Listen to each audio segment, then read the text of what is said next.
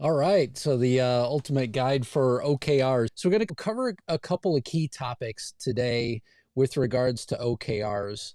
The first of which will be that we will talk about what are OKRs overall. So what specifically are they? We'll also talk about how do you establish them inside of a company? How do you make them, part of the culture and things like that? Where to start and when to start as well will be something else that we'll cover. And then I also have built a couple of bonuses that I actually will save for the very end. So for those of you who stick around until the very end, you will actually get the bonuses as well. And so yeah, so why don't we jump right in? So first of all, what are OKRs? Well, OKRs stand for objectives and key results. The idea is that you would have objectives or things that you're trying to achieve, and then also key results that support hitting those objectives. So what sort of things do you need to do to be able to hit those specific objectives as well? They were popularized by John Doerr he was a venture capitalist for Google, and he felt like it was a good system for making sure that companies hit their goals by outlining the specific steps that will deliver on the goals that are underway as well. They're designed to be flexible and adaptable. They really also can be used at any stage of growth with a company. So they can, come in whether you're a small size company, a medium sized company, a large size company. It doesn't really matter. How you implement them probably very much matters, but the size of the company and the functionality of OKRs really can be applied, across any size organization. And I think Google is a good example. There are several other companies that are also using OKRs today that are larger corporations as well, that you can research too. But I mean, the reality is whether you're small or you're medium size, it doesn't really matter. I've worked with small and medium sized companies and have actually helped them establish them and get started with regards to getting going with OKRs. And so, realistically, it will work at any size company as well. They're designed to be transparent. So what does this mean? The transparency realistically is up to the leadership of the company, but the reality is these are meant to be out in the public and they're meant to be known across the company.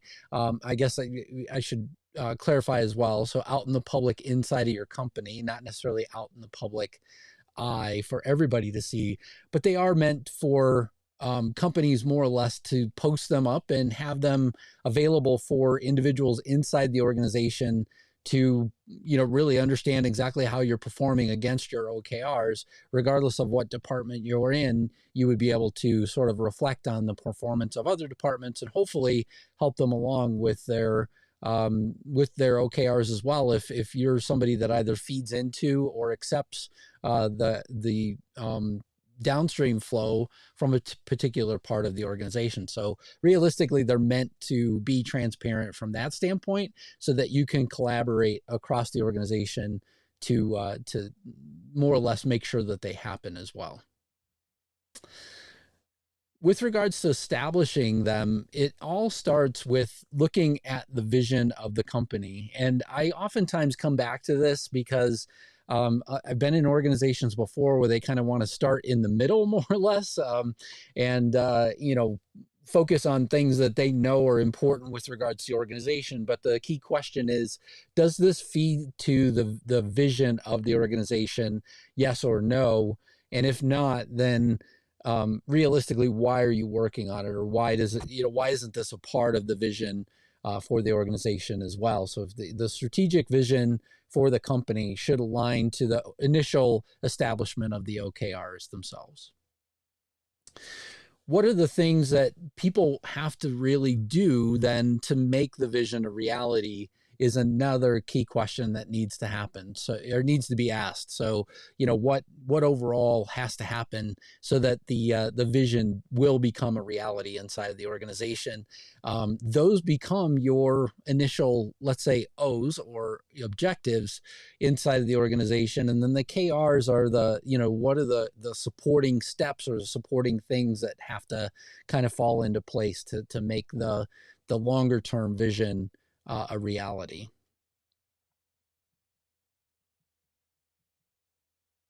So first of all, objectives are meant to be significant, concrete, and inspirational. So they're meant overall to establish that sort of significant vision out into the future. The key results then are specific and time-bound, actionable, realistic, and measurable. They're the things that you're actually going to go execute on and then measure against. And then I brought this up, all at once so that you could see as well that the measurements very much are a part of the overall process, so that you have some form of metric as to whether or not if you're progressing or not. And it is important that you're able to establish whether or not if progress is happening against OKRs. I have a lot of people that say, well, there's something that's going to be done the last day of the quarter. And so, you can't really see it until the last day of the quarter. But my key question back then is, what are the supporting tasks or activities that have to happen in between now and the end of the quarter for us to know whether or not if this activity is going to happen? It's not like, normally magic just happens that last day of the quarter and all of a sudden something happens. Realistically, there are steps normally inside of anything, even if it's a binary sort of, will I make it or not kind of measurement. That key question really here is, what are those other underlying activities that we can see and sort of know that we're making progress towards this key result or not? So setting OKRs really becomes a step-by-step process. So the first part is you're going to look at your vision and then you're going to define your objectives. So that's kind of the very first part of this, the steps that need to happen to be able to support building OKRs. The next part is you're going to identify those key results that need to happen inside the organization so that, again, you can determine whether or not if specific action is being taken towards the objective that is out there or not. And then lastly, you're going to set a time frame and a review period. So first of all, time frames overall oftentimes are within the quarter. So objectives and key results are normally set within a quarter period. And then in addition to that, you are going to have a review period. And my suggestion would be for most organization that is on a weekly basis. And so on a weekly basis, the leadership team or the individuals that have OKRs are going to get together and meet. They're going to review performance and whether or not if you're on track with your objectives and key results or not. And if not, are there things that could be done to support the individuals that maybe they're not on track at a specific point in time? Lastly, you're going to define the measurements of success. So here you're going to define the overall outcomes or outputs of the specific things you're going to work on with regards to your objectives and key results. In terms of starting, John Doerr in his book, Measure What Matters, talks about a process for establishing OKRs around a quarter period. So 4 to 6 weeks before a quarter, the leadership team is going to get together and brainstorm OKRs. Then you're going to take those and map out for especially key functions. And the reason why I would say key functions here is that because if you're starting with an organization that doesn't have OKRs today, you really want to start with marketing, operations, and probably finance as key functions inside the organization where you're going to focus first.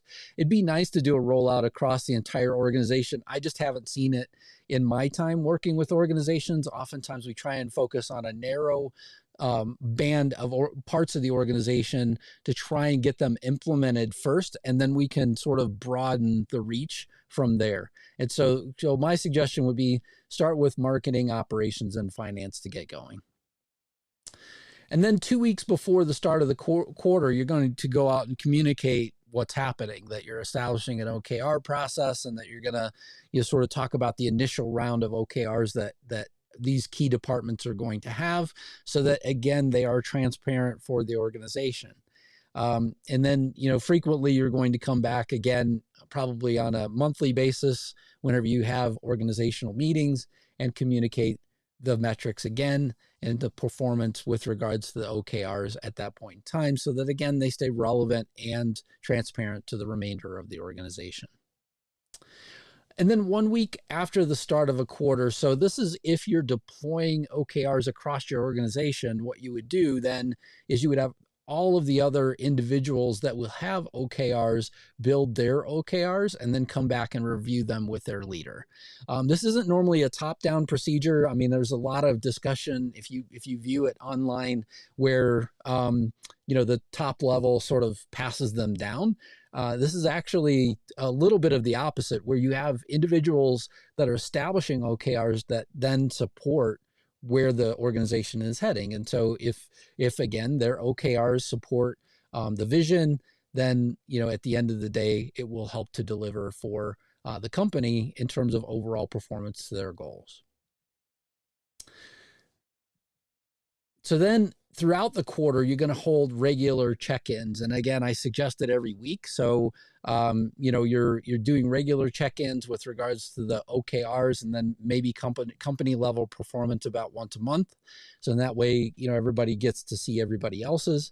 But then you have focus sessions in terms of departments, as well as the executive leadership team, where you're reviewing what the overall performance is in OKRs and exactly what you need to do to possibly course correct if there's any sort of problem. And in most organizations, there tend to be opportunities for, sort of refocusing or improving, as you go along. And it's just a natural part of the process. And so what I would say is that these reviews are really critical, especially to open up conversations about what specifically is happening with OKRs. And then at the end of the quarter, hopefully you're celebrating a lot, all of the OKRs that were achieved during that specific quarter. And just, all of the overall performance that has been achieved within that specific quarter, all matching towards the company goals. So the first bonus that I have for you are common pitfalls. What I've seen with a lot of organizations is that they spend a lot of time just talking about it, talking about implementing OKRs, the impact of, what if, so-and-so here's in a specific department that you're deploying them, how critical people are going to be over deploying OKRs. It can be a challenge for sure. And it is something that has to be managed from a communication perspective, and people need to follow up where there are questions inside the organization. But don't let inaction happen due to it not being perfect at the point of getting ready to roll them out. I've seen entire leadership teams say, hey, look, I don't feel like we're ready for this because we don't feel like our teams will receive it. Well, then the reality is, if you started to communicate even with some of the key individuals inside your organization, you just might find out that some people might get excited by the fact that there will be measurements in terms of, what specifically you're trying to achieve versus trying to achieve everything without any measurements being in place. Up next, having too many objectives. So having too many objectives is an easy thing to do. Like I said, you should focus in on 3 departments or so to get started. I mean, I mentioned already my thoughts in terms of this. It'd be pretty easy to go through the marketing OKRs, the operations OKRs, and the finance OKRs for the organization. Most likely those items are already transparent for most of the organization anyway. And so sitting down and writing these out for those 3 key functions would be a great place to start. But also make sure that whenever you develop OKRs for those functions, that you don't have, 10 or 12 or whatever OKRs for the group, because in reality, having way too many things to focus on just isn't possible for most organizations, especially if you're a small or medium-sized organization. You're not going to handle having a bunch of OKRs within a specific department very easily anyway. And so start small, have 2 or 3 OKRs per department. That'll give you anywhere between 6 and 9 OKRs total for the quarter, which honestly for most organizations would be plenty. Up next would be having too many key results, the same exact thing. So now you have your objectives, your high level objectives, and then normally under the key results, you have a couple of tasks normally that have to get done under each one of those objectives. If you have too many, again, where do you focus to make sure that critical things get done? I would say at the very least, the leaders of each one of the key functions where you're rolling this out should be taking a look at trying to decide which are the critical path items or the critical items that we have to get done in the quarter and identify those especially to get started with. Punishing people for lack of performance. So I've seen organizations get started with this and they set extremely lofty objectives to try and achieve. And then at the end of the quarter, as you start to close the quarter out, you normally find that there are some objectives that aren't going to be met. And the organizations that come along and punish people, now this punishment could happen in a lot of different ways. It could be public shaming, or it could even be, just coming back and saying to people, hey, we are letting so-and-so go because they didn't meet their OKRs. This will cause a really bad thing to happen inside of your organization. The first thing that can happen from this would be that people pad their OKRs now. So now all of a sudden, instead of giving you a realistic, aggressive target for something that's a lofty goal, I instead am going to back off a little bit and try and provide myself a little padding with regards to achieving the objective or the key results that need to be accomplished within the quarter. So all of these things then lead to a lack of transparency. This is all counter to the culture that you want to have with OKRs. And so the reality is you can do deep dive meetings to try and understand exactly what happened. Why wasn't there certain follow-up that happened along the specific task that needed to be done? Or maybe it wasn't transparent all the way along and you want more transparency. All of those things would be fine. However, what you do not want to do is to punish people as you're implementing OKRs, because it will essentially stop your progress and it will have an unwanted effect in your organization. Developing OKRs that don't support the strategic direction of the organization. This is exactly where I started, that you want to have OKRs that point to that vision, the place that the organization is heading, primarily because it will tie everything together. And so you want to make sure that you really do focus in on here. So the last bonus for you is I've created an OKR mini course. It starts with having the ultimate guide for OKRs. So I created a guide for you that will help you overall sort of understand each one of these steps in a little bit further depth. In addition to that, you will get 5 days worth of messaging from me, along with some additional bonuses, worksheets, and other things that will help you implement OKRs as well. And so you can get to the mini course 2 different ways. One way would be to follow the link under this video. And the second way would be to go to my consulting website, which is 5280 Life Science Consulting LSC.com. And so 5280 LSC will have a button on it that will lead you back to this mini course. You can take it there. And then at the very end, we sort of wrap up even with, some final items and final thoughts that you might have with regards to implementing OKRs. I go in a lot more depth than what I would say here on the video. And so I'd encourage you to go and download the workbook as well as the rest of the materials that I have for you in the mini course. So with that, hopefully you like this video and will subscribe. And I greatly appreciate you being here. Thanks so much.